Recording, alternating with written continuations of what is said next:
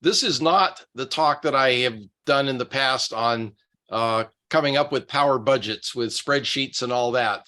This is really more generic, and it's something that really can be given to the general public as well as to hams.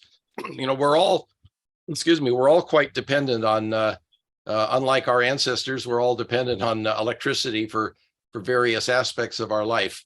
So, and certainly those of you in Michigan, you've had some experiences with extended power outages lately. We've had some here with the rains and so on, and pretty much everybody has had to deal with it from one time or another, most of the time due to wind and rain and trees falling on power lines.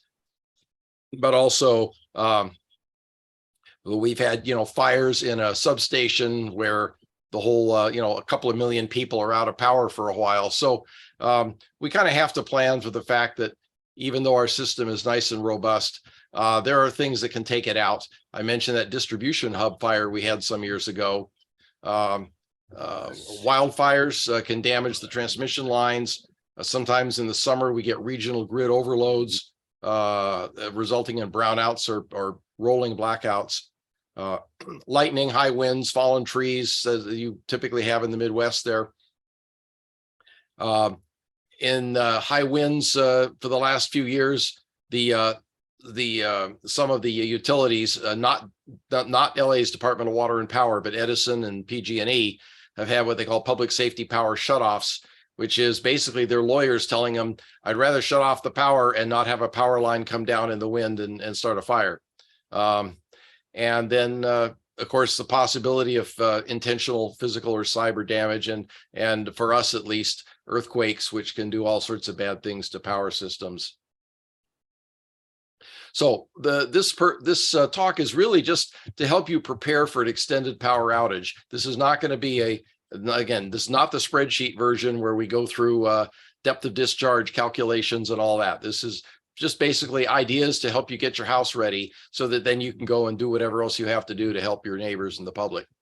There are really three techniques we're going to talk about. One is getting by with less power than you normally do. Another is storing power with large batteries. And the third is generating your own power. Excuse me. So let's start with, kind of separating the daily uses we have from what's a convenience and what's a necessity, or we perceive as at least reasonably important. Conveniences, I would consider things like a dishwasher, laundry appliances, cooking appliances, like an electric can opener, entertainment devices, garage door openers, and so on. These are all things that have manual workarounds, and you can do quite a bit for each of those.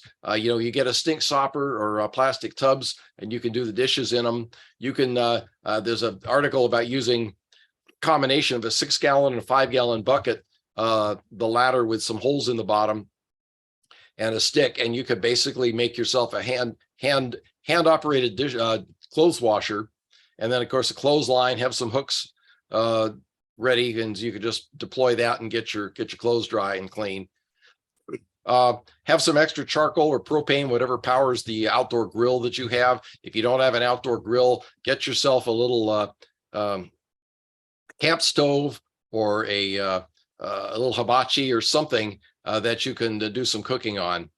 They don't take a lot, and you can, they're not very expensive. Make sure if you have a gas stove in your home, often they use piezoelectric igniters for the gas. And of course, if the electricity's out, the gas will come on temporarily, but there won't be any spark. So just have some matches or a little lighter type device to have ready when you turn the gas on, and then you'll be cooking like normal. On your garage doors, make sure you adjust the spring balance on those garage. Most of you, if you have a garage door opener, an automatic one, it's got a handle on that at a string, and you can pull that and it disengages the rack, and then that allows you to lift it by hand. So if the power is out, you can do that.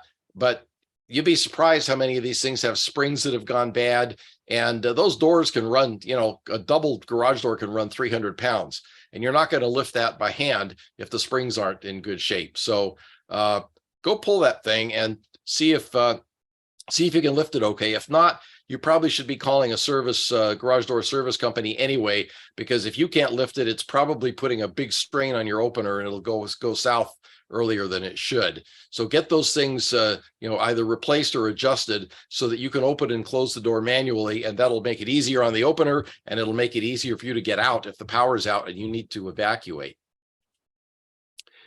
The things that probably most of us would consider necessities would be refrigeration and food preservation, heating in extreme cold or air conditioning in extreme heat, lighting and security equipment, some basic communications, and in some cases, medical equipment. Workarounds for refrigeration. One thing I learned when I was in Hawaii and the Hurricane Iniki hit, just as we were moving in, you keep the refrigerator and freezer doors closed almost all the time so that you don't have the cold air spilling out. Ambient temperature there is typically in the 80s. And with no power, if you leave everything closed and you only open it to quick get in and know what you're going to get, and don't sit there and stare at it and figure stuff out. Figure it out first. That'll keep it cold longer. If you have space in your fridge or freezer, fill it with ice packs, or make sure that it's full, because less air means more space for cold things, and it'll keep them better preserved.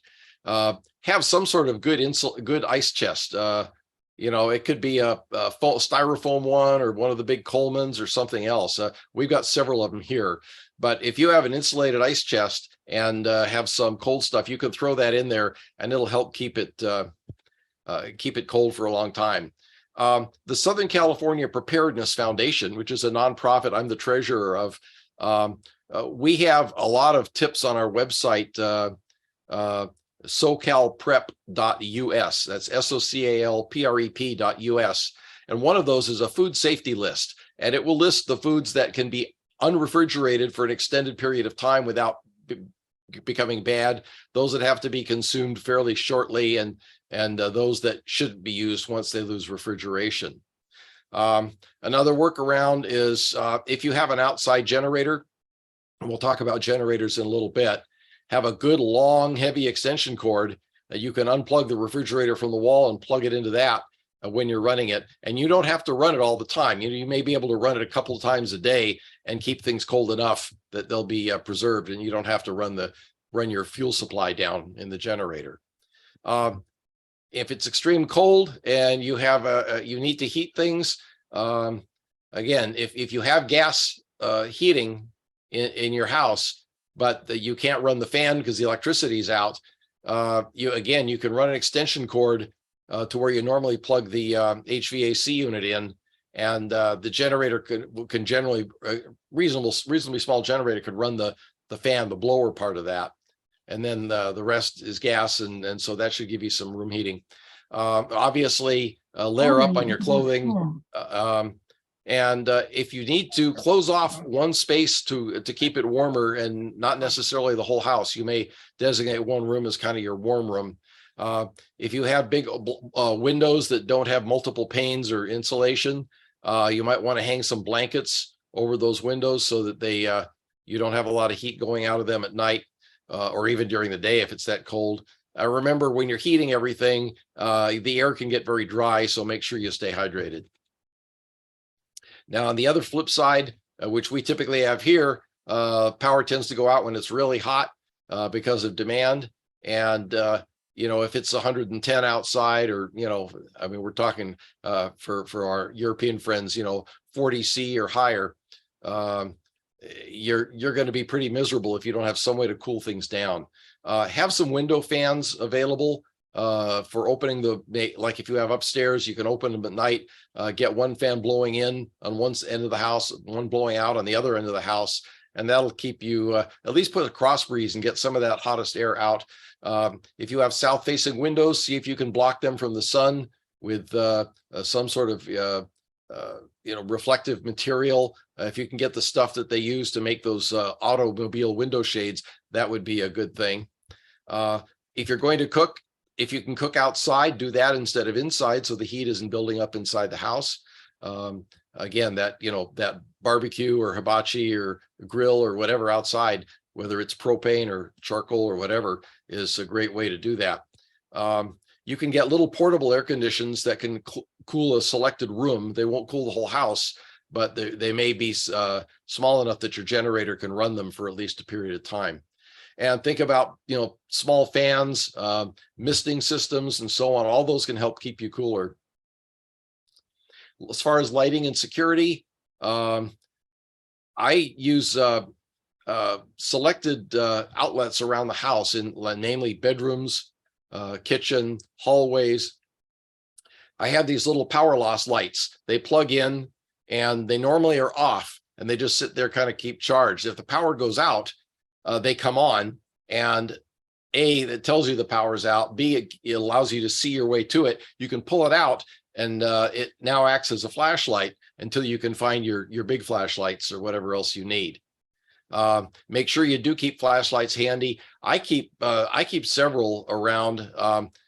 Every evening I'm walking around with one of these, which is a 18650 powered rechargeable. That thing will last for weeks on a charge. And I also carry a couple of little coin-shaped lights called Photon 2. I have a red one and a white one. They're about the size of a quarter. They weigh less than a quarter, and they can sit in your pocket. They're with me basically all the time, unless I'm in the shower. And it's not super bright, but it's enough to see your way around. And so you can, again, get what you need if you say an earthquake hits in the middle of the night. And of course, any lights you have, if you can get an LED version, they're going to be a lot more efficient in terms of using power and making the battery power last. Do stock up on spare batteries. And whatever you do, you may have camping lanterns or other things that use fossil fuel. It may use white gas or propane or whatever. Don't use any of those indoors, obviously. They all will generate carbon monoxide, and there have been some really sad stories about that. So, we have so many great options these days that are inexpensive and will give you plenty of light. That's what you should be doing. As far as basic communications, if you have a landline phone, I know a lot of folks have taken their landline phones out and they just rely on their mobile. I like to keep a landline phone as long as the service is available, especially if they're still copper. They are powered by the central office, not by your house, which means they still work when the power's out. Mobile phones are fine, but they rely on cell towers that may have maybe a few hours of battery life in them, but then they may go dead. If you have, for your cell phone, make sure you have a DC charger as well as the normal plug-in AC charger, because then you can charge it from a car or a 12-volt spare battery or anything. If you're using your smartphone and you want to keep the power as long as possible, reduce your screen usage, reduce the screen brightness. If you can leave it on for any calls you might get or make, but just turn the screen off, because that's probably the thing that uses the most power. If the cell towers are out and you can't use it to make calls, put it in airplane mode so that it's not using power trying to find a tower somewhere. And then at least you still have it for reference purposes or whatever other information you have on there. And for those who are not hams, get some FRS radios, get them with your neighbors and start practicing with them. This is something that we've actually taught in the past. In fact, we'll be teaching it again in a few weeks to a CERT group. That CERT is Community Emergency Response Team, and it's basically teaching people to take care of themselves and their neighbors and their families or coworkers, depending on where they are, when sudden disaster hits. And the official responders are simply too busy and can't get to you. So we have a whole course. In fact, I think there's one of our archived RATPAC presentations on teaching community groups to use FRS radios, getting them familiar with it, teaching them the basics of basic radio protocols so that they can get the most out of it.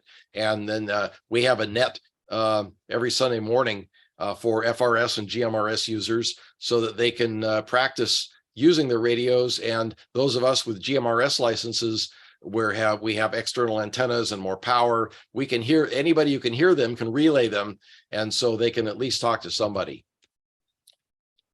As far as medical equipment like CPAP machines and something that you need to be able to sleep, you can use just simply a deep cycle battery and an inverter, and then plug it in just like you would plug it into the wall. You may find that there's a travel size. Some of them make these travel sized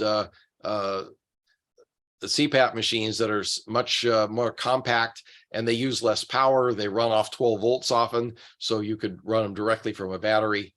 And then, of course, the third option is that outdoor generator, run an extension cord in. Those typically don't draw a lot of power, and so you really don't want to have to run a 2 kilowatt generator and use up all that gas just to run a small device like that. So if you can, use one of the other options.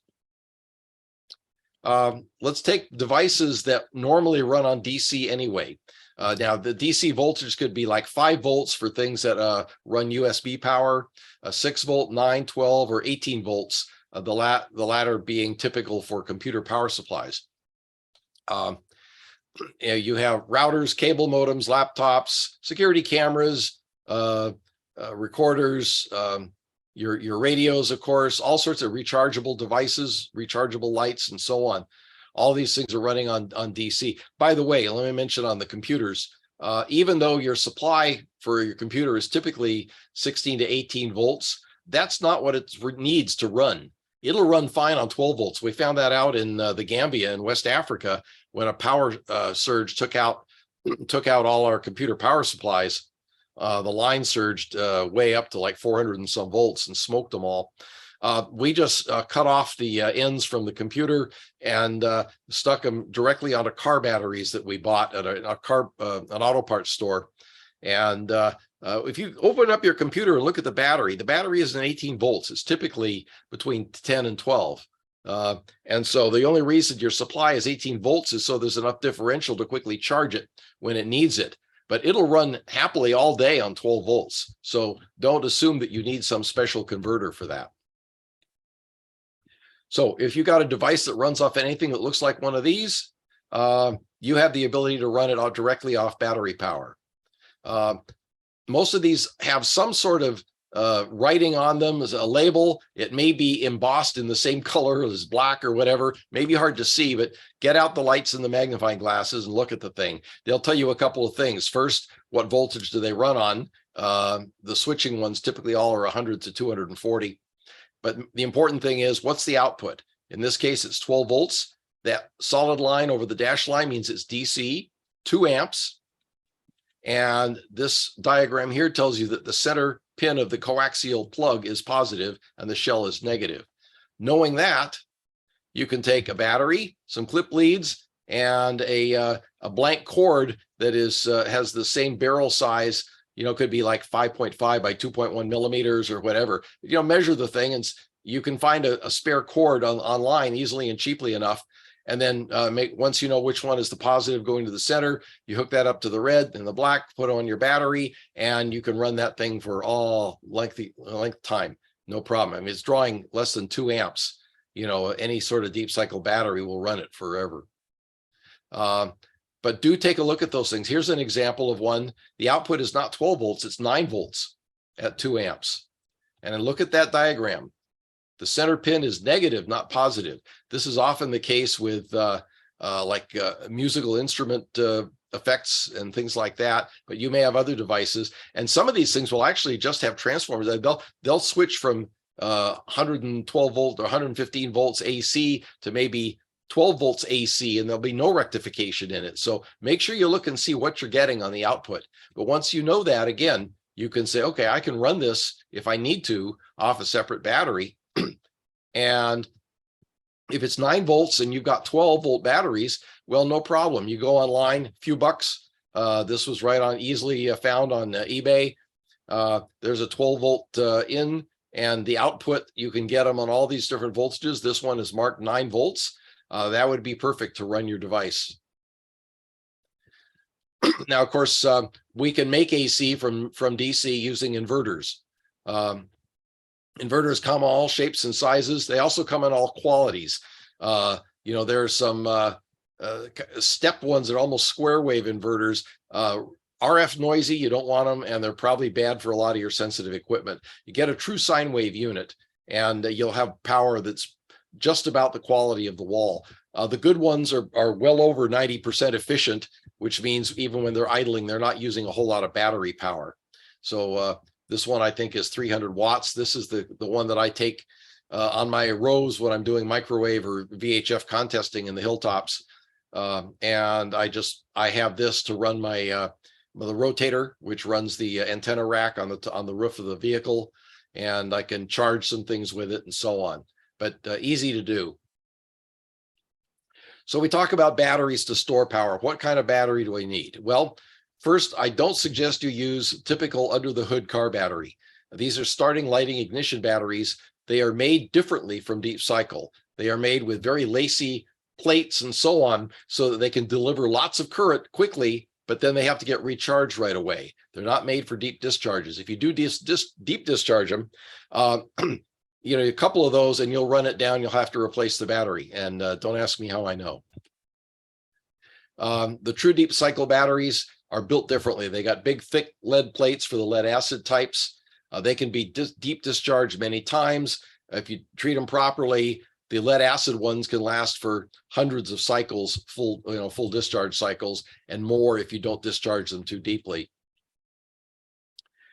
Deep cycle batteries are rated by their capacity in amp hours, and that's typically an 8-hour rate. If you take a 100 amp hour battery and you only draw, you try to draw 100 amps for an hour, you'll probably get less than an hour's usage out of it. But if you run it at 1 amp or 2 amps draw, it'll last for a lot more than 50 or 100 hours. So the lighter you use them, the more total capacity you're going to get out of them. Now, don't confuse amp hours with cold cranking amps. That's typically a spec that is given for starting batteries, and it's not applicable to what we're talking about here. When it comes to picking batteries, just like the old engineering saying, better, faster, cheaper, choose any two. Well, same thing with batteries. High capacity, lightweight, or inexpensive, choose any two. Lead acid batteries come in a variety of kinds. The flooded, like we talked about earlier, that you typically find under the hood of a car. They have sloshy electrolyte that is a water acid mixture. When they're charged, and even when they're deeply discharged, you can be emitting hydrogen gas, which of course was a feature of the Hindenburg. So you don't want to have that gas floating around, especially not in an enclosure. I would never put a flooded battery in an enclosure, because all that means is the hydrogen gas is going to collect. Absorbed glass, matter, AGM, and gelled electrolyte batteries, of course, are much safer. They don't spill. They tend not to outgas as long as you charge them and use them in accordance with manufacturer's instructions. They can be operated sideways, upside down.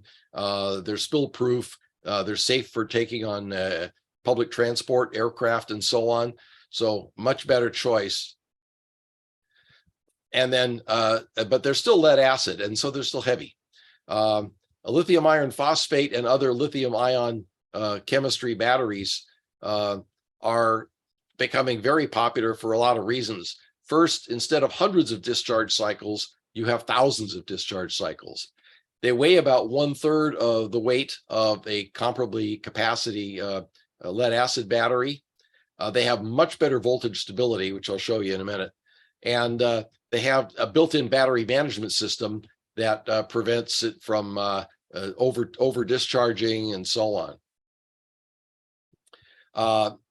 And we said choose any two. Well, the great performance and capacity and lightweight comes at a cost, and the cost is money. Here's a comparison of my Deca, which is they make locomotive engines batteries. They're very, very good manufacturer.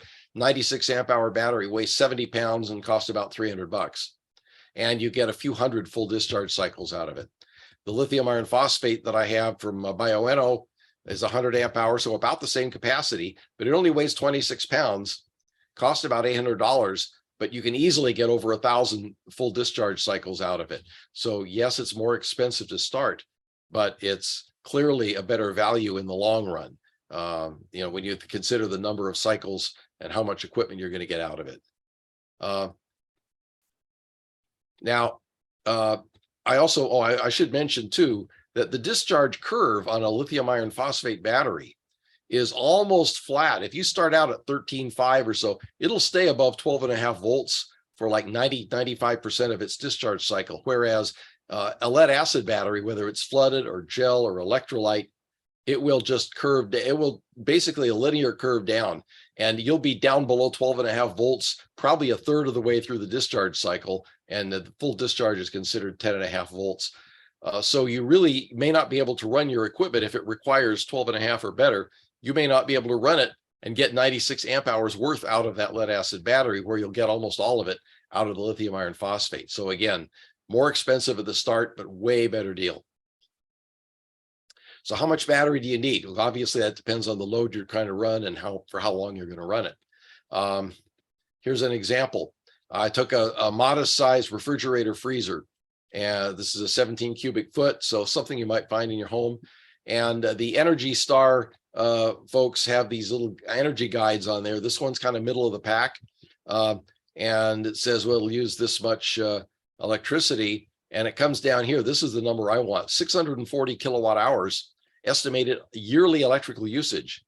Okay, well, you take that 640,000 watt hours, divide it by 365, you get about 1,800 watt hours per day. And you take that from 12 volts, that means about 150 amp hour battery to run your fridge on one average day. Now, remember, that's an average day.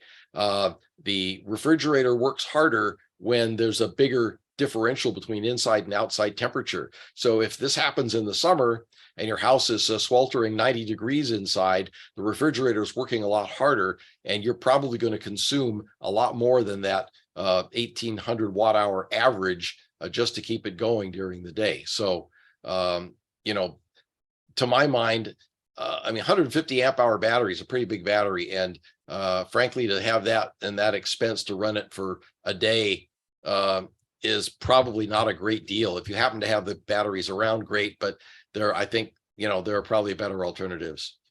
On the other hand, lighting, you know, you can use a table lamp that is a 60 watt equivalent, but it's the bulb only draws 16 watts because it's LED. So you know, you could have 3 of those lamps around the house. You get 4 amp hours, you know, you're driving about 4 amps for your runtime. So that means you could really, on a good deep cycle battery, you could run those things for several nights and have no problem. If you're not math phobic and you want to dig into it a little more, you can go to our Aries Los Angeles, ARRLLAX.org, go into the library tab, general files, and you'll find my Excel spreadsheet set up on power budgeting. And you basically, you can first put in your various loads and how much they draw in various states, whether they're off or transmitting or receiving or whatever. And then what duty cycles you're using in terms of the mode. And then you can look at figure out your total usage. And then you look at your storage, how much storage do you have in terms of battery capacity? And then you look at how much sourcing you have in terms of generators, maybe run a few hours a day, or solar panels that you put up. And then you can, with that budgeting, you can figure out how many days you can run like this and not run out of power. So that's available to you if you want to use it. But it does mean you need to know the draw of your equipment, any equipment that runs off 12 volts, such as most radios these days. You need to know what it draws under various operating conditions. And for that, you go to your manual or you just measure it. When we're using big batteries, there's obviously some safety concerns. So make sure you avoid long metal tools that could short across the terminals. Leave your disco chains at home, definitely. Try to protect the terminals from accidental contact. I have a drilled out PVC pipe cap that I put in on the positive terminal before I thread the nut on, and that keeps it from accidentally getting shorted.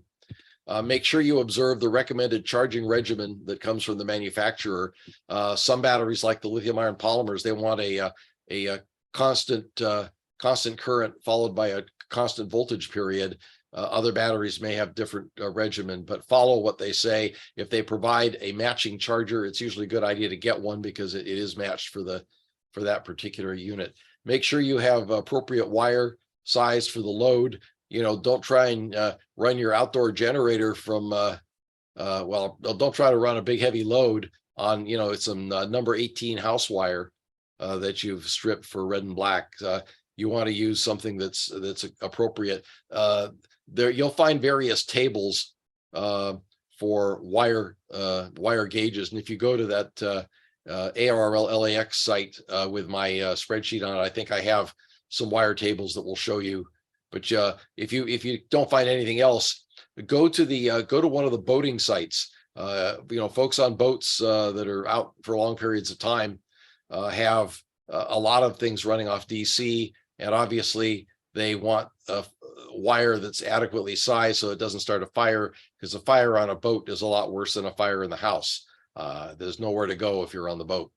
So check that for wire size recommendations. By the way, marine gauge wire is typically a little bigger and a little heavier duty than the typical wire that we use for land-based applications. So it's not bad if you can get hold of some. Make sure you use DC rated fuse or circuit breakers for safety. If you do insist on using, or the only thing you have available is a flooded electrolyte battery, make sure you charge them only outdoors. Make sure you avoid any electrolyte spills and splashes.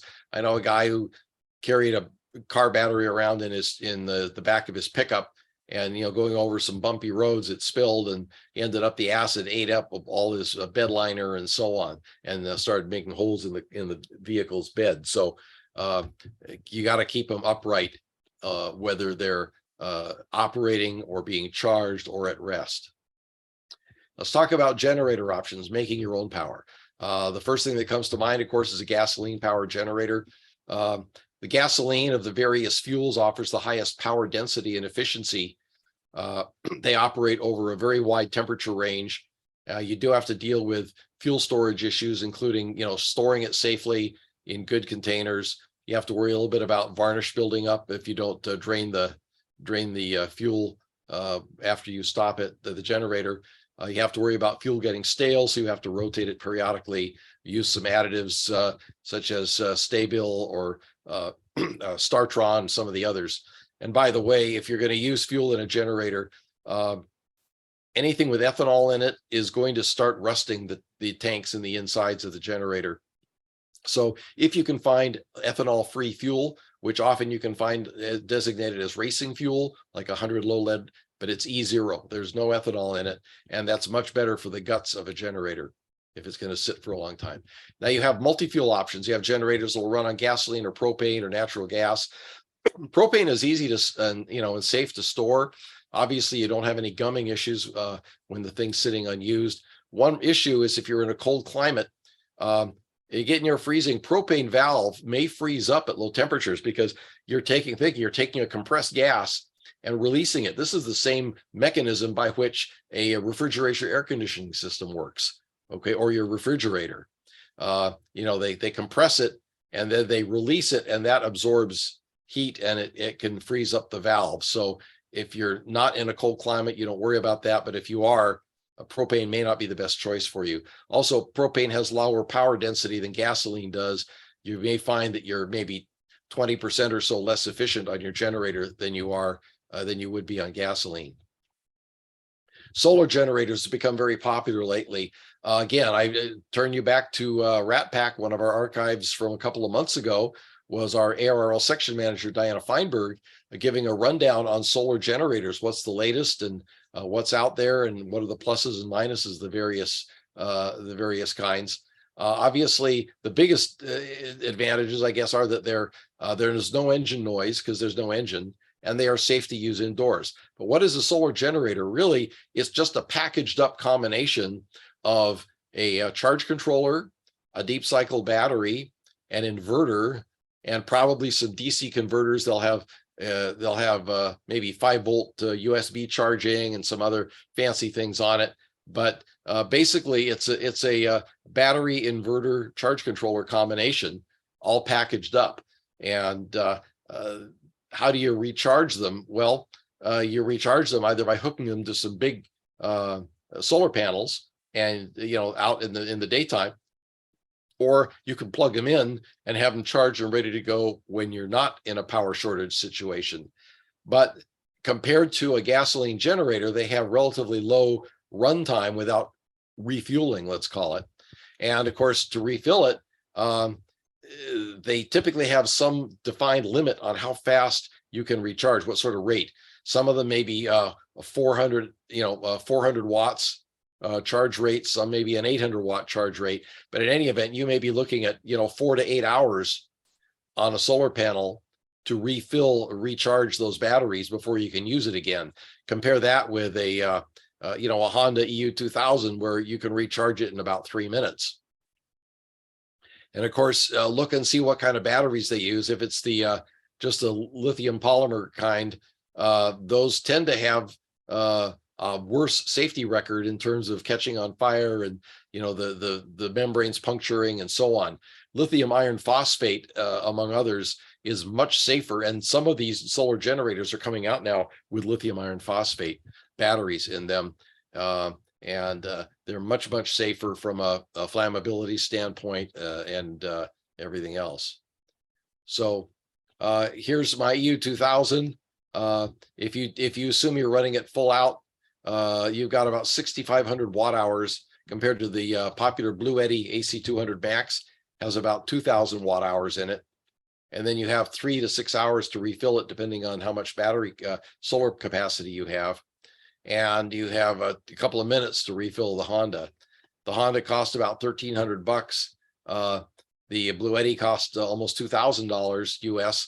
Plus, you have to get solar panels. So when you figure all that, you remember you're only getting anywhere from 2 to 18 watts per square foot out of a solar panel, depending on the quality and the type of it.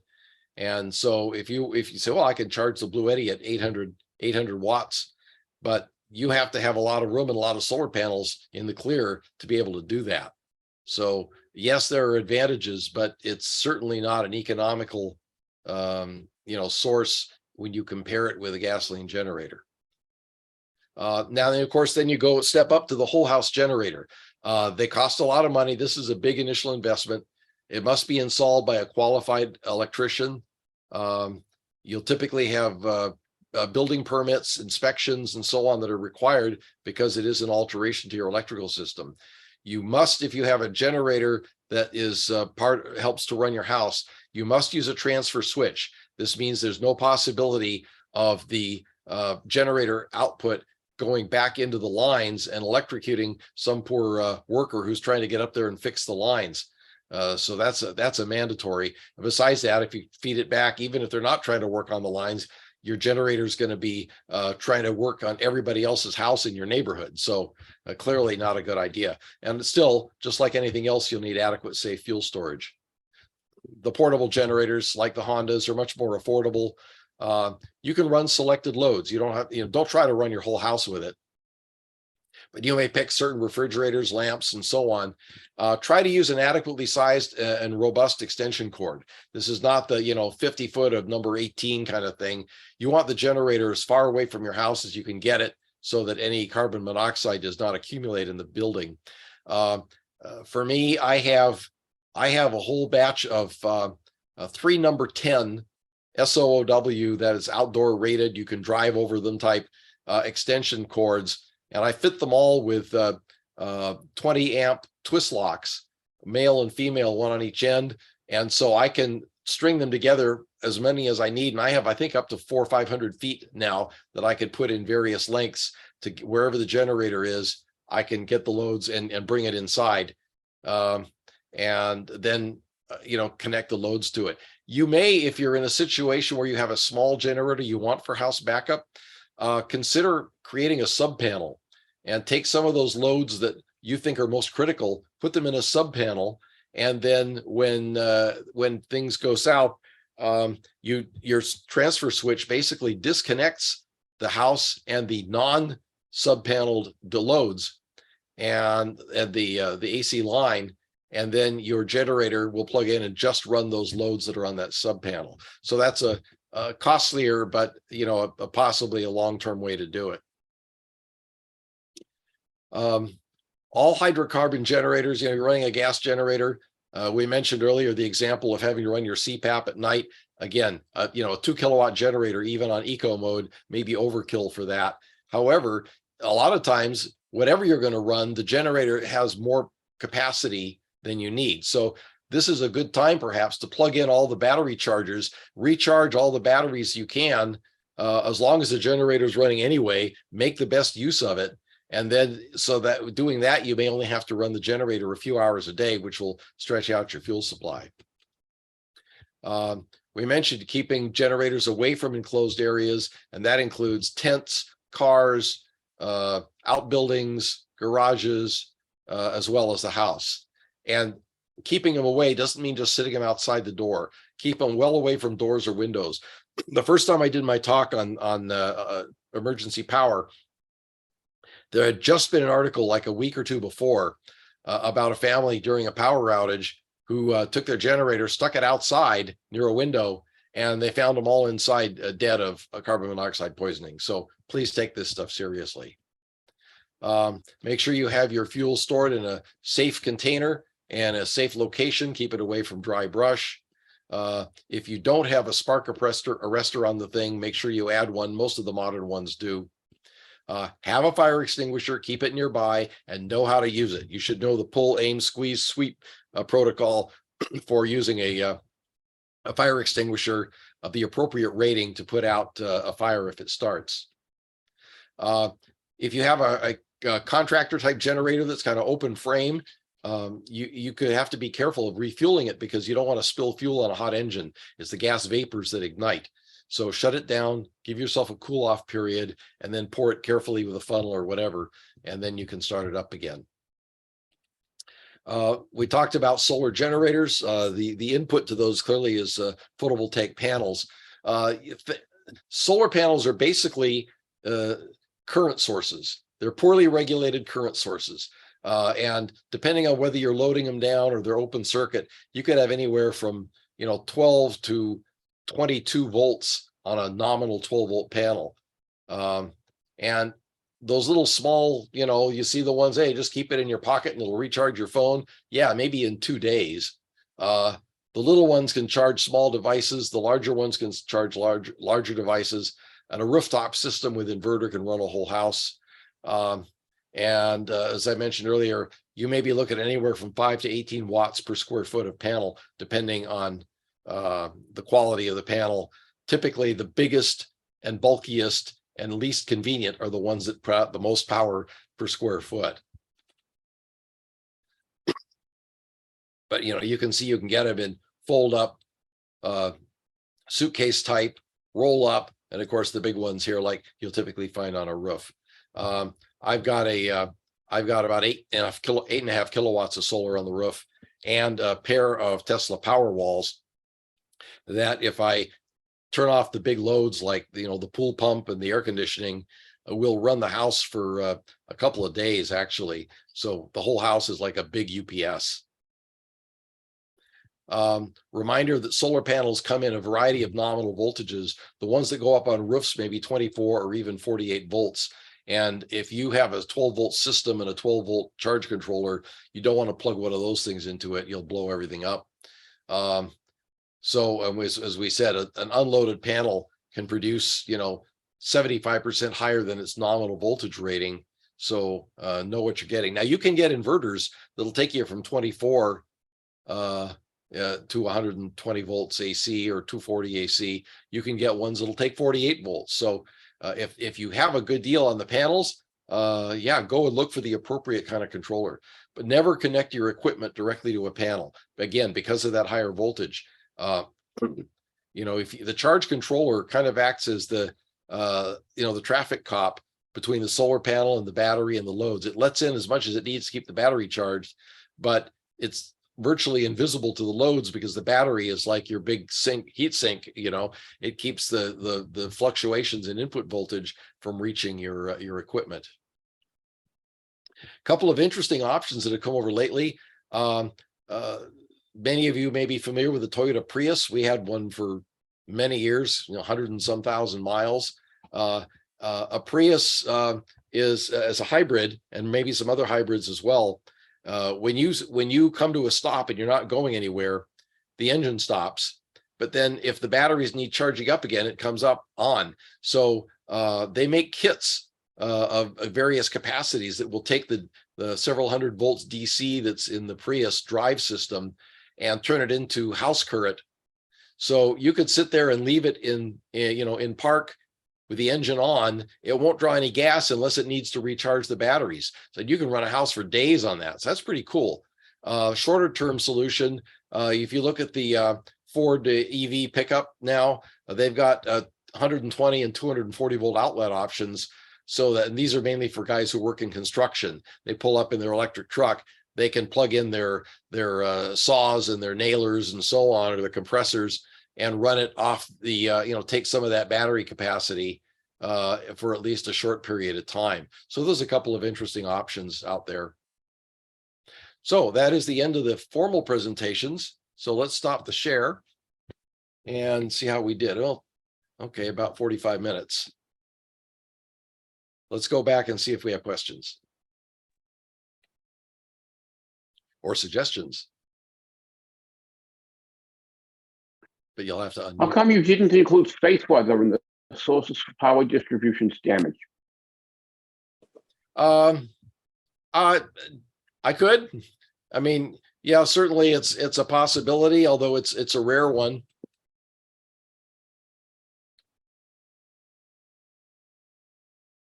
John Walker, unmute. You'll have to unmute, John. You'll have to unmute so we can hear you. I thought I was unmuted. There Sorry you go. about that. Thanks, yeah, if Marty. you see the little red indicator in the box to your lower left will tell you if you're muted or not. Go ahead. No, usually I go on and off. I know. How long can you keep the gas in a can without it varnishing up? I know you have to run your generator to keep it flush few, but how about the gas in the can? I've kept regular like E15 gasoline up to 2 years and have it work okay. But I use a product called Startron, which just takes a few milliliters per gallon, but it's an enzyme and it prevents the water from separating from the gasoline, which it otherwise would do. And then I also use a solvent type treatment before, when I'm loading up the generator for the first time, help clean things out. But I've had it up to 2 years. Probably a year is the most you'd normally want to go, and keep it rotated. You just pour it into your vehicles and then go refill some more. With the low lead or the no ethanol low lead gasoline, the racing fuel, according to the guy who rebuilt my generator, said you could keep that in there for a really extended period because it's not hydrophilic like the ethanol stuff, and so it won't draw water. So it should store for quite, maybe several years with untreated. Okay, good, thanks. Sure. Others?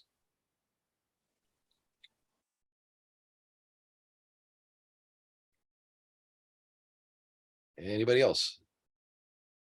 Barry, There's lots of good comments in the chat if anyone later wants to go back and read it. The chat has been great. Great. Okay. Tom, you want to take it? Yes, thank you, Dan. Beware the dreaded MBTE, methyl butyl tertiary ether. That's an additive in gasoline. If you live in an air pollution control district, they're required to put it in your gas. So when you're going up to some place that's out of the air pollution control district, you take a couple of safety cans with you, emphasis on the safety cans. And when you're out of the air pollution control district, get the gas for your small engines. The MBTE makes 2-cycle engines run so hot that they will run the oil out of the engine faster than it'll get in there, and it will seize. I had to take the bi-monthly trip up to Hagerstown from right here by Washington, D.C., because that was the closest spot outside our air pollution control district, with the fire department pickup truck and every safety can we had, so that we didn't put any MBTE gas in our small engines, especially our rooftop ventilating saws and things like that, because you can imagine if that puppy seized up in the middle of operations. Oh, Lord, yeah. Life. Oh, good to So- know. Thank you. So be aware of that stuff. Every air Excellent. pollution control district requires it in the gasoline. And it will kill a 2-cycle engine, and it's hard on the 4 cycles.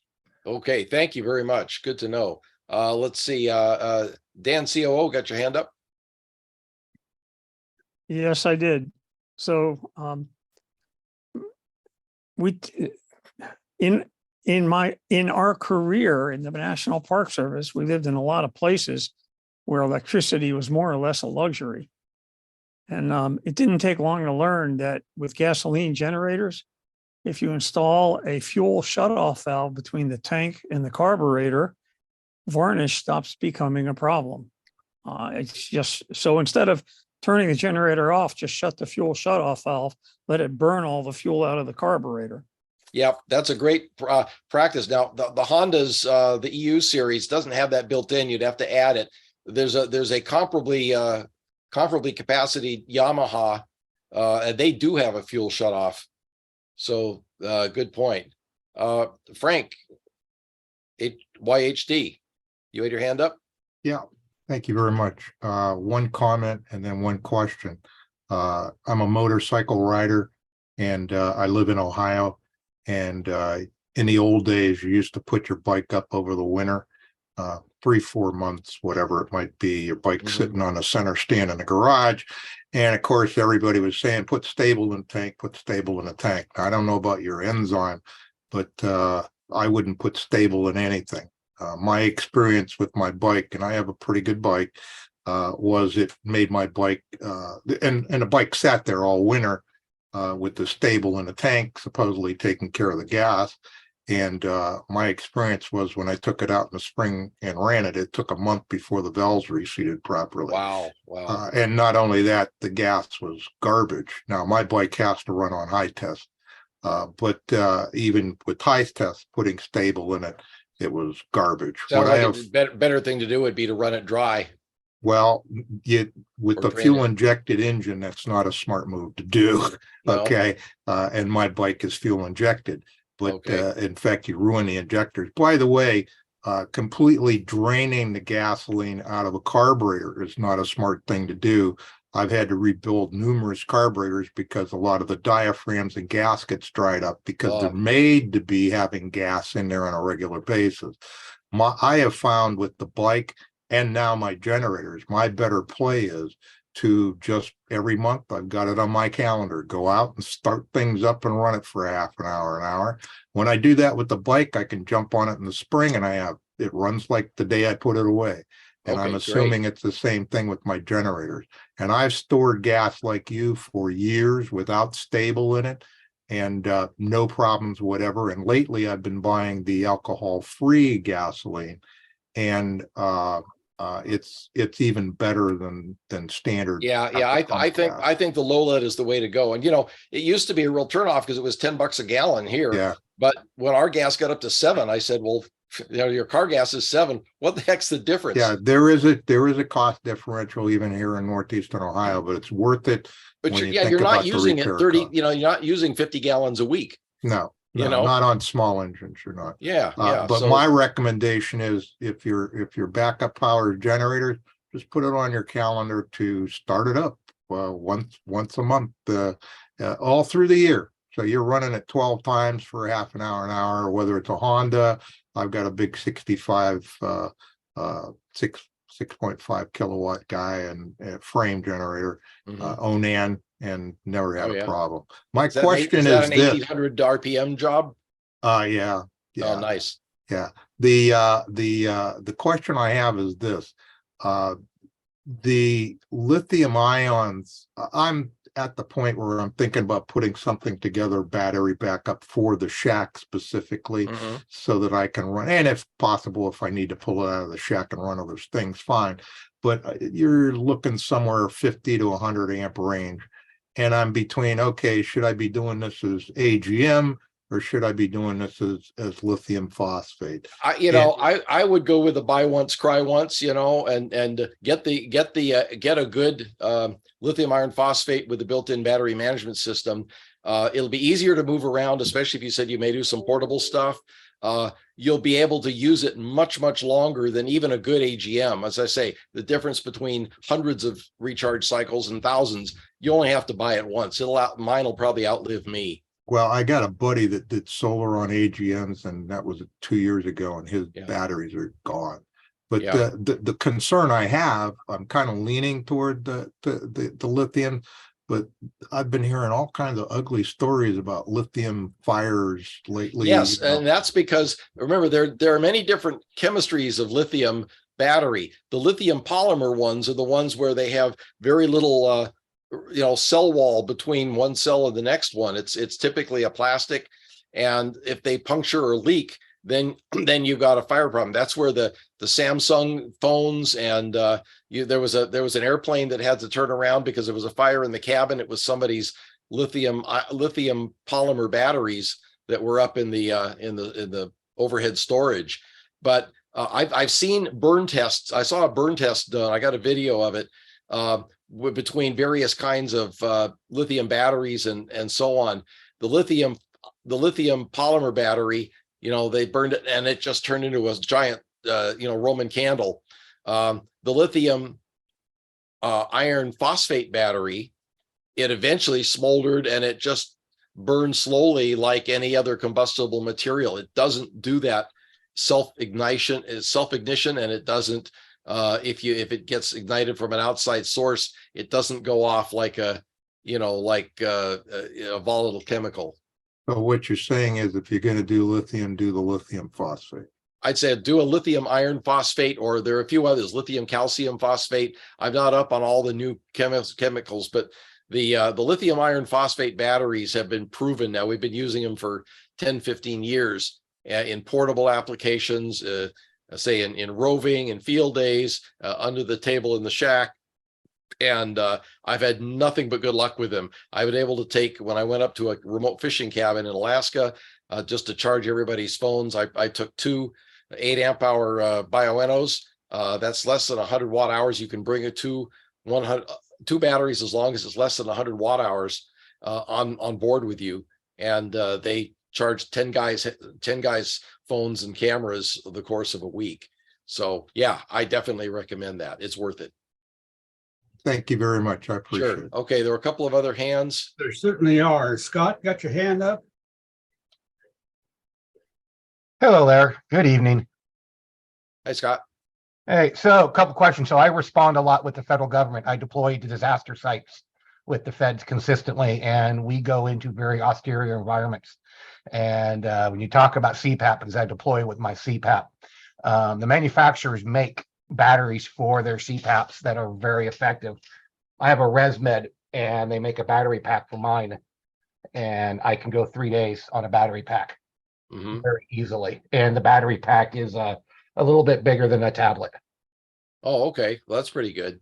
Yeah, and it wasn't that expensive. And the other thing is something to think about. One of the things that baffled my other cohorts in crime, for about the size of your computer mouse, I have a hand crank charger for my phone.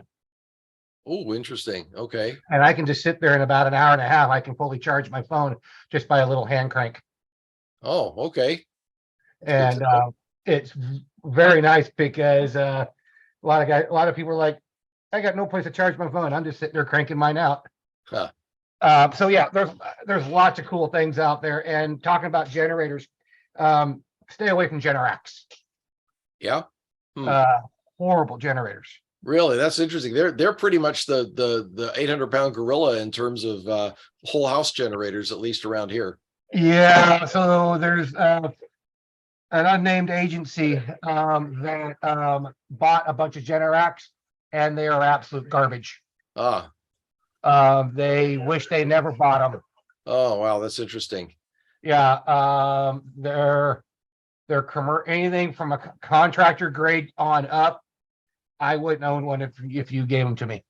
Interesting. the quality is not there in them, and that's firsthand Well, experience. you know, the Hondas are pretty well known quality, and I think the Yamahas have proven to be very similar. It's a similar design, and I haven't heard any real issues with them, except some of the newer Hondas have a little more RF noise generation, which hopefully you can take care of with careful routing of the power cord away from, you know, RF cables, and also maybe putting in some ferrites in a line filter. Yep.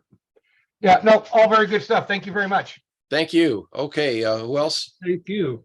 I can't see everybody on the two screens, so. Okay, Dan, you got your hand up again. You want to take it?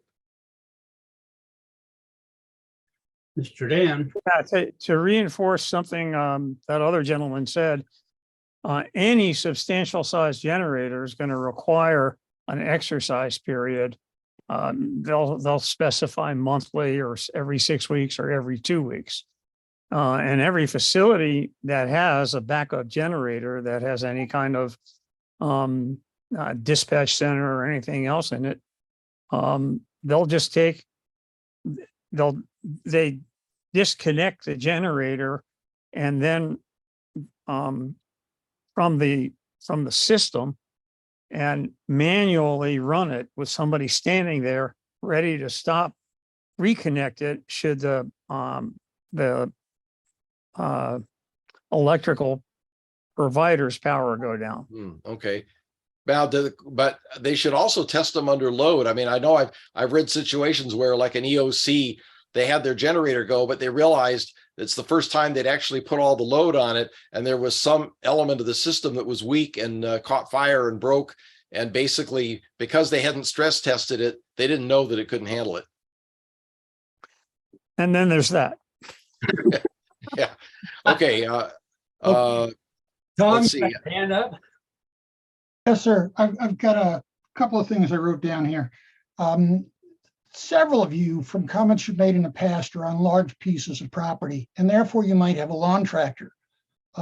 If you look at the manual for your lawn tractor, if it's any place north of 20 horsepower, it might already have a PTO built into it that they didn't sell to you because you were buying it to mow grass with.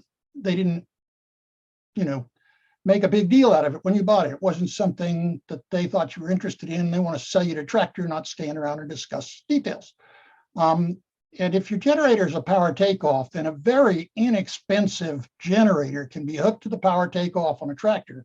And 20 horsepower is a lot of power for a generator. It can be quite substantial. That'll easily handle, the full 10,000 watt size generator. And Wow. the beauty of that is that the generator runs at the speed it wants to because of a set ratio that was agreed to among tractor makers years ago, and it runs at the 1800 because the generator shaft is actually only running at 540, the standard farm power takeoff speed. So there's gearing in there, but it's a very good source of electrical energy that is built to run and happy to run for a long time.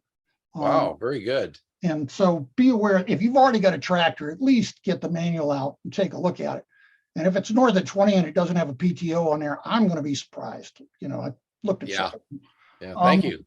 And then the other thing is, if you're going to keep gasoline in your house, be aware that the vast majority of places are under the National Fire Code.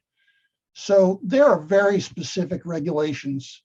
And I'm retired out of fire and rescue work now, but believe me, I have no sense of humor towards scofflaws on the storage and marking laws, because that's a firefighter killer.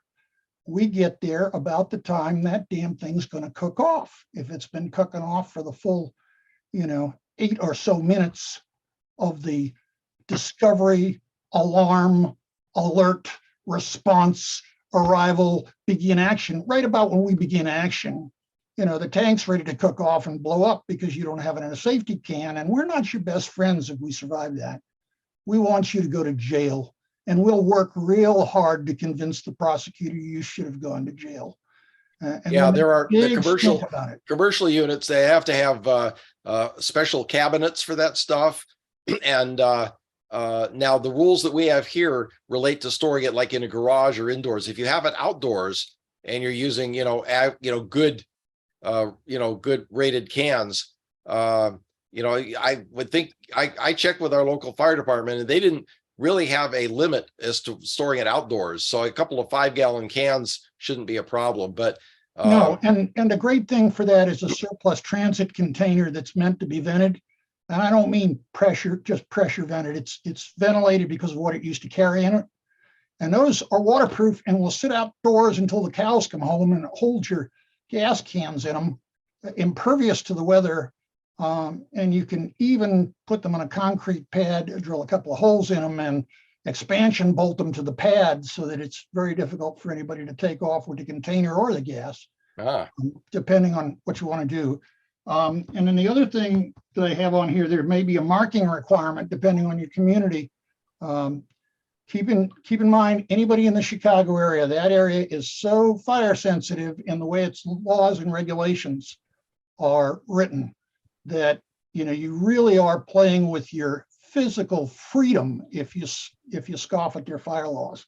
Got no sense of humor about it. They may require an NFPA 704M marking on your shed. And if you don't want to run afoul of them, you'll put it on there. So, check with your fire marshal's office. Unfortunately, not all firefighters are diligent about making sure they're giving you the straight skinny. Yeah. The fire marshal's office will give you the straight. Good idea. Good idea. Check All right. with I've the seen a fire couple. marshal's office.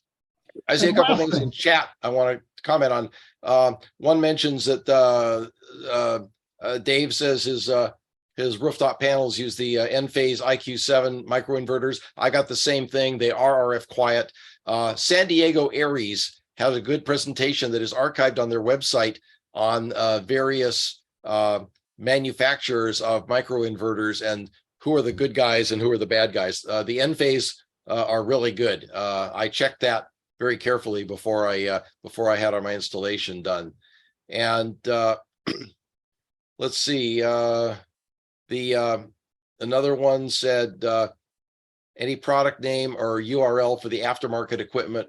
No, I don't remember it, but I know I've seen it. It's a commercial company. If you just look for Prius inverter, you'll probably find it. My recollection is they had 2 sizes, and it's not super cheap, but it's looked like a great idea.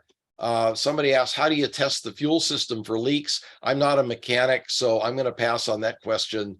That would be better asked of your either your small engine repair place or automotive place, as the case may be. Robert posted the fire hazard analysis for various lithium batteries, and that's on an FAA site. Thank you for that, Robert. Hope the new electric fire trucks use quality batteries, because it would be embarrassing if it catches on fire. Yes, it would. And not just embarrassing. Whole house. Dave also mentions whole house generators using the Cummins. Cummins is, of course, a very well-known diesel engine place, and that undoubtedly those are. I mean, they make the engines that run in some of these trucks that go 1 million miles between service. So thank you for that. Okay, anybody else with hands? I don't see any. Okay. Anything in comments or chat that I missed? Nope, you got everything. You got everything that I could see. One thing, and that is that when you exercise your generator, make sure you do it in accordance with the manufacturer's instructions. If it's manual, there's a specific period. You do not want to short exercise an engine because you'll build up sulfuric acid in it. You've got to get it up to temperature where it's going to drive any water off. You don't want to get it part way up and then shut it down. Okay, So and that also check your manual. That also means putting a load on it, I assume. Not necessarily. The important thing is that the engine reach its proper operating temperature. Okay. So if there's a reason that you don't want to put a load on it, you don't have to, but you've got to let that engine get to its proper operating temperature.